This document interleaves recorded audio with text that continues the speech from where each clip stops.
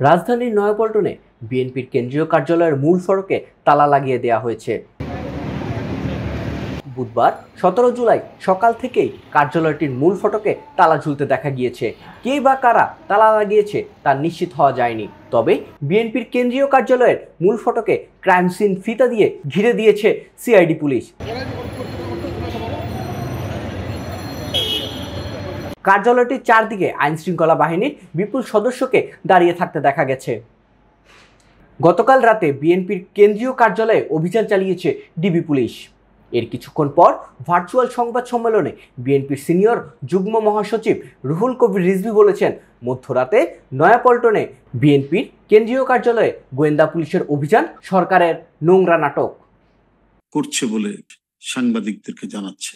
বাংলাদেশ জাতীয়তাবাদী দল, যে দলের নেতৃত্ব এবং যে দলের সরকার বারবার গঠিত হয়েছে, সেই দলের প্রধান কার্যালয়ের মধ্যে বিস্ফোরক জিনিস থাকবে, লাঠিসোঁটা থাকবে, এটা আইন শৃঙ্খলা বাহিনীর একটা নোংরা চাতুর্য। মানুষের কাছে বিএনপিকে ভিন্নভাবে সন্ত্রাসী হিসাবে চিহ্নিত করার একটা জঘন্য চক্রান্ত হিসেবেই তারা মধ্যরাতে বিএনপির কার্যালয়ে এই নাটকটি করছেন।